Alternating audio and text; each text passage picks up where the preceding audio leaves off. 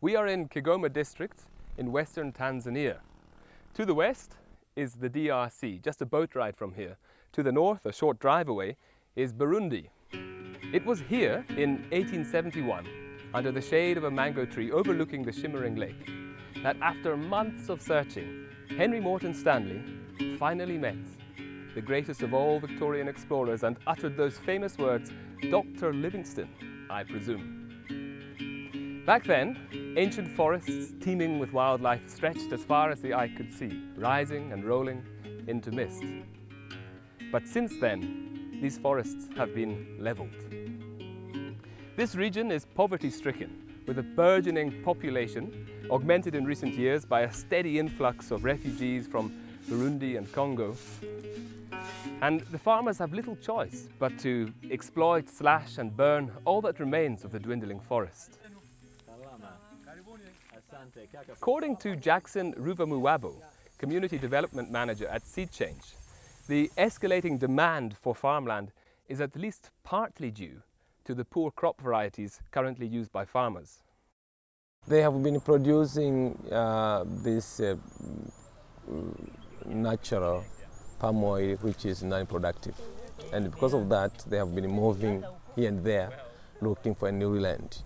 Driven into increasingly isolated habitat fragments, the long-term survival prospects of iconic species such as chimpanzees looks precarious at best. However, according to Chetkovich, the managing director at Seed Change, a certain variety of cash crop is poised to radically alter the face and fortunes of this region. Palm oil is incredibly important to the global economy. It's in 50% of items on supermarket shelves all through the West, from shortbread to ice cream to shampoos and soaps. It's just in everything. Multi-million-dollar companies are looking for new frontiers of palm, and they're looking through the tropics, through plus or minus 10 degrees from the equator. And Kigoma, where palm trees are native, is right on that precipice, right on the forefront of expanding palm production. The experience of Southeast Asia suggests that the expansion of monoculture oil palm plantations can be both socially and ecologically ruinous. Fierce criticism has been leveled against the industry for violating indigenous people's rights, intentionally igniting devastating wildfires, polluting soil, air and water, and destroying the habitat of endangered species such as orangutans. This begets the burning question: how can Africa learn from the mistakes of Southeast Asia? Chetkovich. It's so important that we put the right processes, the right safeguards in place so that the mistakes of Southeast Asia aren't repeated here. For local people in Kigoma who've farmed palm for hundreds of years, for generations going back, their land rights need to be protected, and the best way to protect those land rights is to make them a coherent producer base, which is of value to any large plantation that comes here. Numbers vary, but there's anywhere between 80 to 100,000 smallholder families producing palm oil in Kigoma.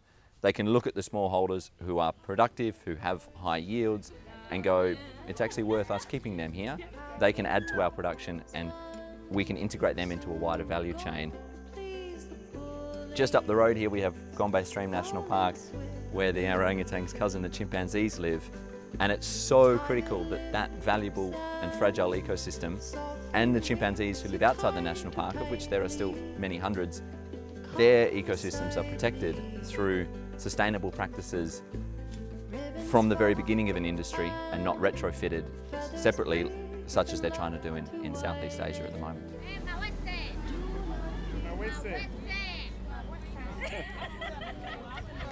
Improving the productivity of smallholders whilst protecting valuable ecosystems all sounds very well, but how can this be achieved in practice?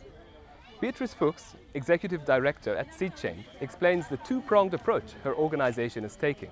One, we want to increase the level of production on farms without it changing the land use in the area to protect forests.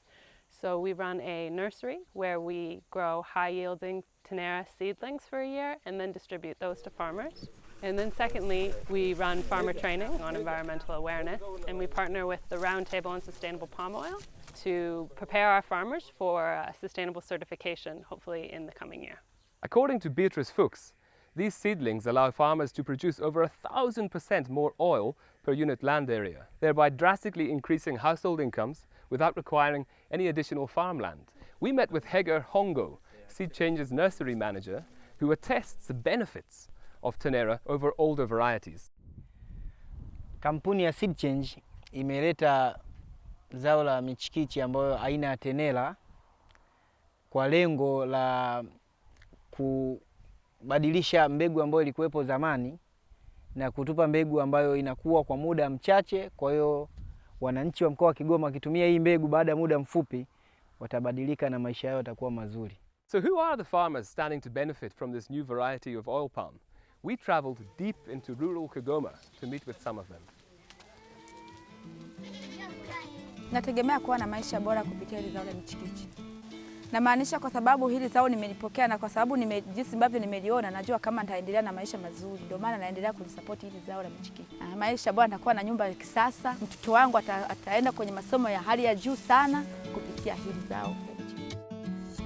Moja kabisa na matazamio makubwa. Kwanza ukiangalia nyumba zenyewe za mazingira yangu nilio nazo ni nyumba ambazo hata mvua ikinyesha leo inanyesha ndani, lakini naamini baada tu ya kuanza kuvuna zao hili naamini nitaboresha kwanza maeneo nayo yaishi mimi, lakini kubwa kabisa la msingi ni kuwasomesha watoto, kuhakikisha kwamba wanakwenda kupata elimu ya kutosha ambayo itawasaidia baadaye.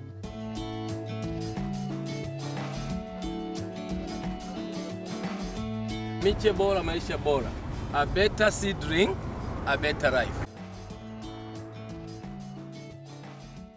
Of course, there is a whole raft of other controversial issues associated with the expansion of oil palm plantations not addressed here. For instance, the impact on food prices or on carbon emissions. However, when you see the grinding poverty in which people are living here, and indeed their farms encroaching onto primary forest, it's hard not to root for the guys at Seed Change. Their model can help farmers to prepare for the arrival of big agribusinesses and to build better lives for themselves without further denuding the landscape. It's initiatives like these which can serve to brighten the prospects of both vulnerable people and vulnerable wildlife. This is MoJo Velo reporting from Lake Tanganyika.